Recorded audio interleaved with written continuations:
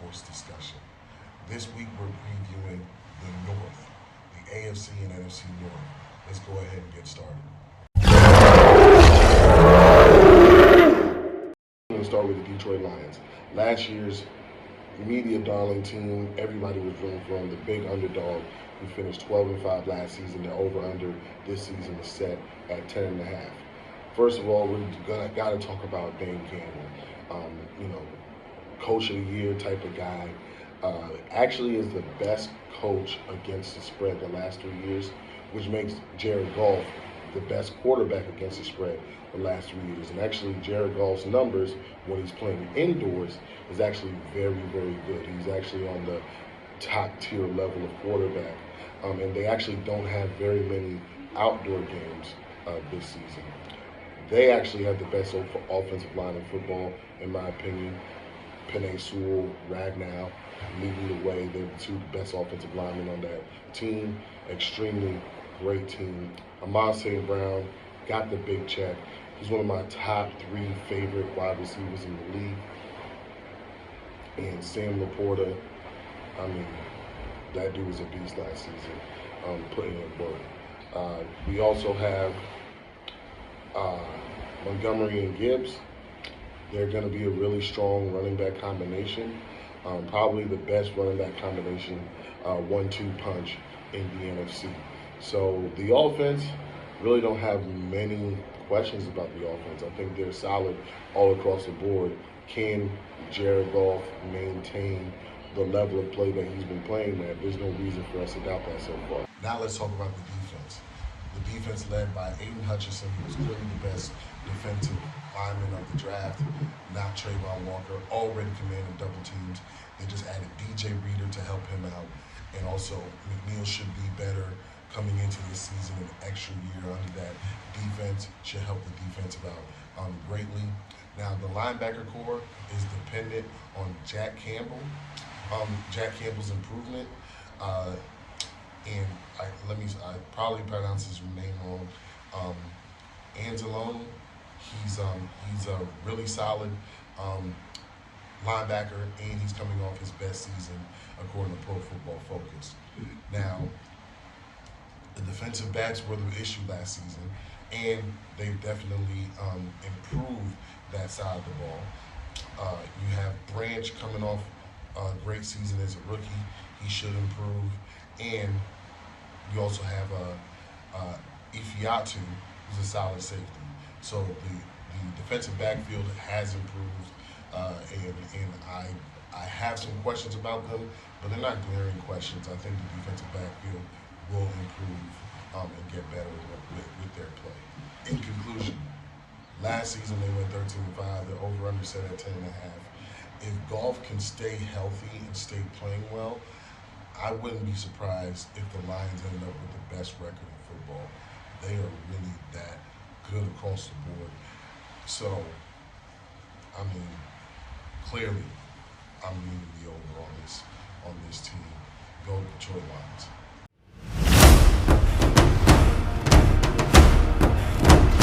Now we got to talk about Minnesota, whose coaching staff I really like. I really enjoy. When I was planning on making this video, I plan on taking a crap on J.J. McCarthy, but news came out the day before recording that McCarthy's out for the season with a meniscus tear. So I get the crap on my former quarterback, Sam Darnold. He's not good at all. At all. He's going to struggle this season. The offensive line, I don't think is good enough to protect him. Even though Darisaw is a top left tackle when he's healthy, the interior line is very shaky. Now, Justin Jefferson is my favorite wide receiver in the league. Justin Jefferson is probably the best wide receiver in the league. Addison making idiotic decisions off the field. Who knows what's going to happen with that? Hockenson is definitely a top 5 tight end. It's their strongest core, the wide receiver position. Aaron Jones is coming over from Green Bay. Should make the running back room pretty solid, but I just don't have faith in that offensive line nor that quarterback to help that team. On defense, they lost Danielle Hunter. So Ginkle needs to show that he can replicate what he did last season without Hunter. Not sure how likely that's going to be. But I have no faith in defensive line. We also got Pace Jr. and Cashman. They're a solid linebacker core. One of the top, probably second tier, if you were to tier them out. They're definitely up there. And Smith and Bynum on the defensive backs, they're solid, but they just don't have defensive line to protect them when it comes to coverage issues. So when the defensive line is weak, I don't have faith that you're going to have a strong defense, even though the coaching on the defensive side is as good as it gets. With Brian. Minnesota's saving grace for me is the coaching. They got great offensive coaching, great defensive coaching. But they went 7-10 last season. They're over under 76.5. Mediocre offensive line play, mediocre defensive line play, terrible quarterbacking. This team, to me, is going to be battling for a top 5 pick. We're going to under on the Minnesota Vikings. Go, Pack, go! Let's go to the Green Bay Packers, who last season finished 9-8, and their win total was set at 9.5 this season. Jordan Love was a show out. I said it on our podcast and to many of my personal friends that I think Jordan Love was going to be a good quarterback, and he was. I didn't think he was going to do what he did last season, though, so that was a huge surprise. The offensive line is a good offensive line. Running should fit nicely in the offensive front. Josh Jacobs is going to bounce back, I believe, now that he's in a functional franchise with a solid offensive line. Their wide receivers between Watson, Reed, and Hicks, they're all solid options. I don't really know who's the number one. When you got all your wide receivers, your top 3 wide receivers, all really, really good at what they do, I don't think there's no questions for me at the wide receiver position. The offense with Matt LaFleur, I don't see any issues with the offense at all. I don't see any clearing holes. It might not be the most talented offense in the division, but they're good enough. Now on defense, Rashawn Gary being healthy is a problem. Like he's a really good player. How does Van Ness develop in his rookie year is going to be really how well this defensive front comes together. Quay Walker got better as the season went on at tackling, but still misses 2 in the tacklings. I think he was maybe the second in missed tackles this season. On the defensive backside, Jair Alexander, is one of my favorite corners in the league. He's a beast. McKinney is a top safety, and you also have Bullard that should make an immediate impact. So I really don't have a lot of questions outside of linebacker for the Green Bay Packers, but with a solid defensive front and a really good top-tier defensive backfield, I think that can cover the weakness at linebacker, similar to what the Bengals and Rams did when both teams made it to the Super Bowl. Now, LaFleur is a great coach.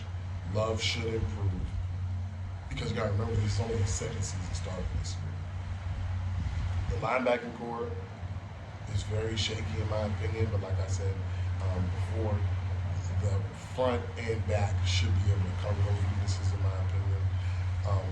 But there's no reason for me to believe that this team cannot win 10 games. So I'm going to be over.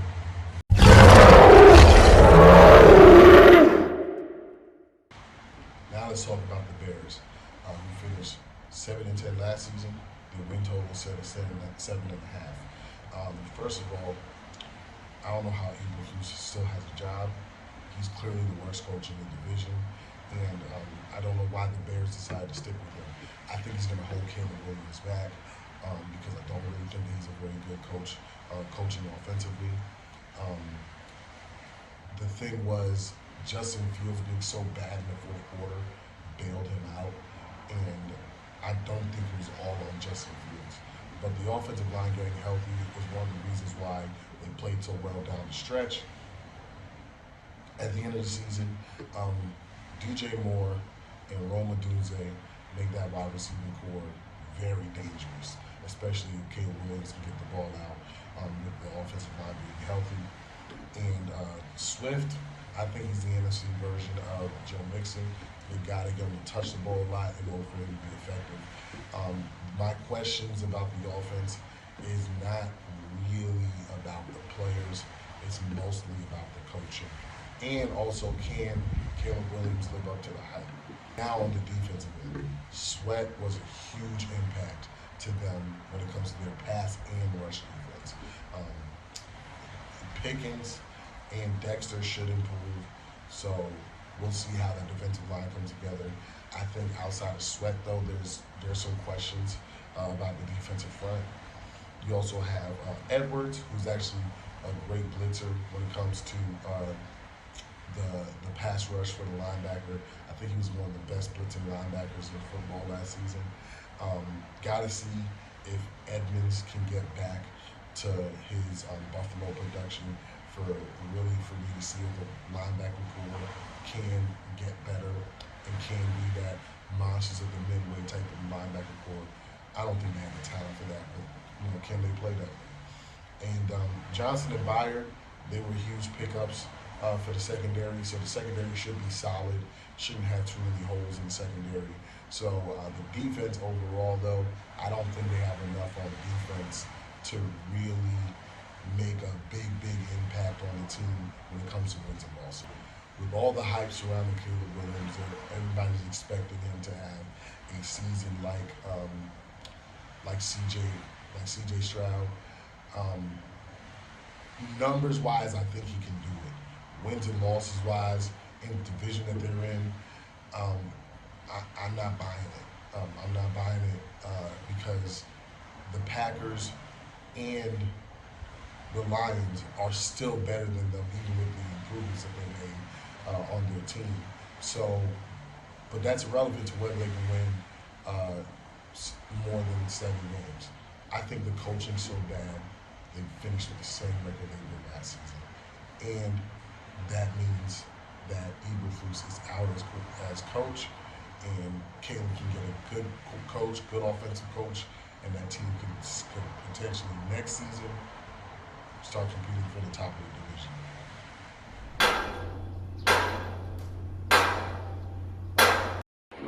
Now let's go ahead and get up to the AFC North, who was last season's best division in football. Can the division repeat as being that elite division? Let's go ahead and get started. Let's go ahead and start with the Pittsburgh Steelers, who last season finished 9-8, and their over/under set at 8.5. You can't talk about Pittsburgh without talking about Mike Tomlin. He's, to me, one of the 3 best coaches in football, and they haven't recorded a losing season since he's been there. Longest streak in NFL history. Russell Wilson and Justin Fields. Russell Wilson is their best option, and he's been a very boom or bust player over the last 2 seasons throughout this season. But he was more consistent last season. So I'm hoping that with this new Arthur Smith-led offense, they can actually put together a solid offense for him to make plays. The offensive line is young, but Arthur Smith knows how to coach offensive lines. Pickens, on the other hand, I think he's very overrated as a wide receiver. I don't think he's the #1 wide receiver at all. So with that being said, their receiving core, Freiermuth is a solid tight end. I don't think he's much better than what Russ had at Denver. So we'll see how that goes. And Harrison Warren, one of the top combo defensive backs, both finished with over 4 yards per carry. So the biggest question is Russell Wilson going to play, and is he going to stay healthy? If Justin Fields starts, I think it's going to be a big problem for them offensively. Now we got to talk about that Pittsburgh defense. Pittsburgh, I can't remember a time in my life where they had a bad defense. Not saying that they have it. I'm not a Steelers fan. I just don't remember a time that they did, and especially T.J. Watt up front, who's such a beast. I think they have like a 70% win record when he plays. Can he stay healthy all year? It's going to determine whether they finish with this over and under, in my opinion. But you got to talk about Highsmith, who also had a great season. So the defensive line isn't dependent, or the defensive front, the pass rush specifically, isn't dependent on just T.J. Watt, but he helps a lot. Don't get me wrong. Now the linebacker core is also excellent, so I don't really have any questions there. The addition of Patrick Queen is going to be huge. Now the only thing is, I know the Ravens kind of play more nickel, so we play on the field a lot. I don't know how much is he going to be able to navigate without having those four linemen in front of him. But like I said, the defensive front for the Steelers, I'm not really concerned about. And Patrick Queen is that good of a linebacker. Minka Fitzpatrick, I really like him as a safety, but he's starting to get a little inconsistent. When he's good, he's one of the best. When he's bad, it looks really bad. So we got to see how consistent he can be for this defensive backfield. Because the better he is, really he runs the whole show back there. If he has a great season this season, like he did, or at least a better season than he did last season, the defense should be elite once again. Again, it just depends on if Russ is starting and can he play at least what he did last season. Actually, I would say what he did his first season with Denver, because Pickett was just that bad. I don't think that Russ has to have an elite season in order for them to have a good offense. Of course, Canada was a problem. He was a terrible coach. They have a better coach in Arthur Smith. So I don't really have that much faith that Pittsburgh can't win 9 games, but they do have a tough schedule. But Tomlin's coaching is so great, and he just has these spots where they're underdogs and they win all the time. I don't get it. He's one of the 3 best coaches in football, so I don't know what he does, but he keeps doing it. So 9 wins for them. I'm going to over.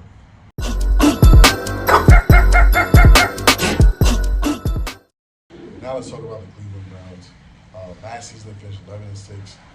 Lord knows how. And this season they're over/under set very low for what the season they had last season at 7-5. Let's go ahead and break it down. So first of all, C.J. Watson, it seems that he got more than his muscles rubbed out from those massage therapists. His game went along with it. So I don't know. I don't know what happened to him. I don't know why he's so bad now, but he's not good even when he plays. But the saving grace is they have a top 5 offensive line, in my opinion, and they also have the best running back in football, in my opinion, in Nick Chubb. When he's healthy, before he got hurt, even the game he got hurt, he was dominating. It seems like he healed like Wolverine, similar to Adrian Peterson with his injury, the ACL tear. So we're gonna have to see how that plays out. Amari Cooper being a solid, consistent wide receiver, and Njoku being a top 10 to 15 tight end, in my opinion. I don't see any issues with the offense outside of Deshaun Watson. He needs to play, and he needs to play well. The Browns' defense is as good as it gets. Miles Bridges is the best defensive lineman in football, the best defensive player in football. There's no doubt in my mind about that. Dude's even making plays on special teams, blocking field goals and stuff. You also have Zadarius and Tomlinson, who help out that defensive line. The defensive line is top notch. Owusu, he's a solid linebacker. And I think he's one of the best linebackers in coverage according to Pro Football Focus. And you got Hicks, who's coming off of his best season as a linebacker. And then with Ward, elite player when he's healthy. Newsome II and Emerson Jr., this team's going to be hard to pass on. So I don't understand the number, the 7.5. do they really believe that Deshaun Watson is falling off that hill? So, with that being said, Vegas, I don't understand the number. I don't understand the 7.5. I gotta go the over. The schedule is a little tough, but with the running game and the defense, as long as Watson doesn't turn the ball over often, which he hasn't really been known for, I can't see how this team can't win 8 games. 8 games is what we're asking for. So I'm going to lean the over. Do I think they're going to be another double-digit win team? No. But 8-9, 9-8 is possible because of the talent that they have on this team. So we'll have to see.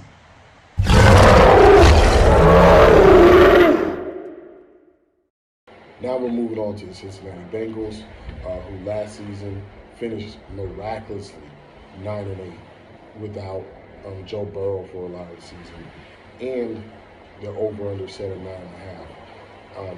So can they get that back to what they were, which is at the top of the division, the last 2 years? Now Joe Burrow coming out with that picture looking like Slim Shady was crazy, but he's a top 5 quarterback when he's healthy, and he looks really healthy. And when he's healthy, he's almost unstoppable. With that wide receiver core, T. Higgins should improve. Had a down year last year. With his guy back, he should improve. Chase is an elite wide receiver, top 7 wide receiver in football. There's no reason to believe that the offense is going to struggle. Zach Moss, I think he's going to be what Joe Mixon was. I don't think that they fell off at running back. So the offense should be solid. The offensive line is still an issue, though. It is their weakest unit on their team, according, in my opinion. So the offensive line is still an issue. We're just going to have to see how that improves, and can they keep Joe upright. On the defensive line, Hendrickson, beast. The defensive line up front, a solid defensive line, very good group. It's going to depend on how good Hendrickson plays, though, which I think he's good enough. The linebackers, they actually fell off from last season to this season. They didn't really play very well. But with the defensive backfield, again, I think if you have a solid defensive line and a solid defensive backfield, it can cover the roles of your linebackers. Generally speaking, when it comes to the defense, it's, each level. If you got 2 out of 3, it can cover some of those weaknesses. I think defensive backfield, though, is the one that's hardest to cover if it's weak, especially if they're playing against good offensive lines. So Hilton, he's consistent at cornerback. You also have Taylor Britt, who's also another solid defensive back as well. But they need to play a little better for the defense to really come together. Now, with the Bengals set at 9.5 and so high, with the Browns being so low, I don't really understand that. Now, I'm going to let y'all know I'm going with the over because Joe Burrow's that good. But really, I don't understand the Browns number, and it's giving me issue with the Bengals number because Nick Chubb owns the Bengals. Owns them. So, it's not like because the Browns may be worse, those are 2 gimme wins. No matter how bad the Browns have been against the Bengals, Nick Chubb feasts on them. So, I'm going the over. It's just this high number ain't giving the Browns such a low number is bothering me.